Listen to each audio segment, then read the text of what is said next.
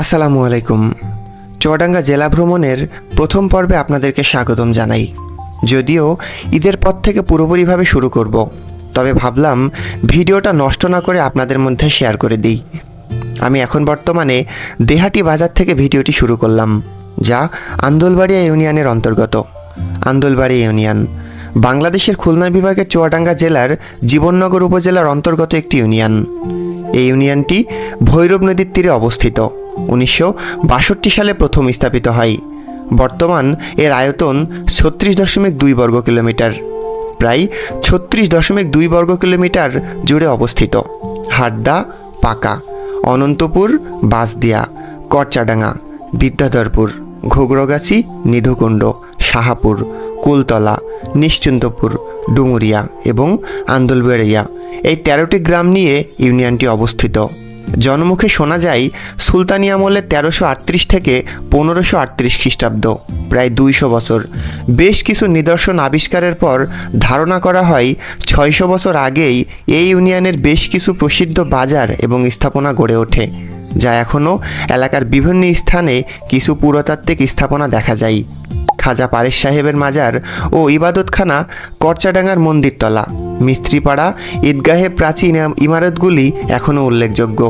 চলুন আন্দোলবাড়িয়ার ইতিহাস ও ঐতিহ্য সম্পর্কে কিছু জানা যাক।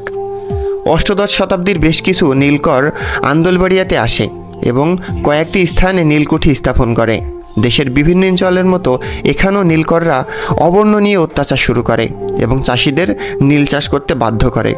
পরবর্তীতে দেশব্যাপী নীলকরদের বিরুদ্ধে সর্বাত্মক আন্দোলনের ফলে নীল চাষ থেকে সাধারণ কৃষক মুক্তি লাভ করে। 1903 সালে প্রকাশিত ব্যাপ্টিস্ট মিশনারি সোসাইটি 111 রিপোর্ট বইতে আন্দোলবাড়িয়া উল্লেখ আছে। জানা যায় 1804 সালে TWT নলেজ খ্রিস্টান মিশন আন্দোলবাড়িয়াতে আসছেন। 1971 সালের মহান মুক্তিযুদ্ধে আন্দোলবাড়িয়া ইউনিয়ন 8 নম্বর সেক্টরের অধীনে ছিল। পাক বাহিনী ও মুক্তিযোদ্ধাদের মধ্যে এখানে একটি যুদ্ধ হয়, যা আন্দোলবাড়িয়া যুদ্ধ নামে পরিচিত। এই যুদ্ধে ঘটনাস্থলেই শহীদ হন গ্রুপ কমান্ডার আনোয়ার হোসেন। হতাহত হন মুক্তিযোদ্ধা আব্দুল মান্নান সহ অনেকে। শিক্ষা ব্যবস্থার কথা যদি বলি, তাহলে এখানে আছে আন্দোলবাড়িয়া আশরাফিয়া আলিম মাদ্রাসা, নিশ্চিন্তপুর সরকারি প্রাথমিক বিদ্যালয়, আন্দোলবাড়িয়া বহুমুখী মাধ্যমিক বিদ্যালয়, আন্দোলবাড়িয়া বহুমুখী বালিকা মাধ্যমিক বিদ্যালয়, আন্দোলবাড়িয়া কওমি মাদ্রাসা। এছাড়া অসংখ্য প্রাইমারি স্কুল এখানে রয়েছে। এই ইউনিয়নের অর্থনীতির মূল নির্ভর হচ্ছে কৃষি। এখানে ধান, গম, ভুট্টা, আলু, পাট সহ বিভিন্ন ফসল উৎপাদিত হয়। মরিচ, ধনিয়া পাতা, হলুদ সহ বিভিন্ন মশলা, ডাল, বীজ, তৈলবীজ ইত্যাদি ফসলের জন্য এই অঞ্চল প্রসিদ্ধ। বর্তমানে আম ও কাঁঠাল এবং লিচুর পাশাপাশি পেয়ারা, পেঁপে, বরই, লেবু এবং ড্রাগন ফলের ব্যাপক চাষ করা হচ্ছে এই অঞ্চলে। পাশাপাশি সবজি চাষেও এখানকার কৃষকেরা সফলতার পরিচয় দিয়েছেন। বিখ্যাত সাহিত্যিক সুরেন্দ্রমোহন ভট্টাচার্য এই ইউনিয়নের অনন্তপুর গ্রামে জন্মগ্রহণ করেন।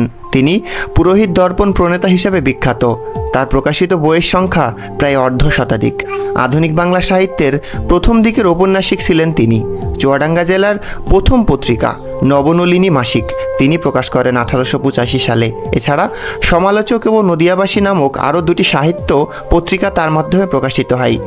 চুয়াডাঙ্গা জেলার ইতিহাস ও ঐতিহ্য আপনাদের সামনে আস্তে আস্তে জানানোর চেষ্টা করব।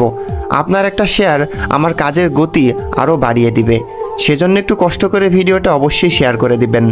চুয়াডাঙ্গা জেলার অন্য কোনো একটা গ্রামের ইতিহাস ও ঐতিহ্য নিয়ে আপনাদের সামনে আবার ফিরে আসব।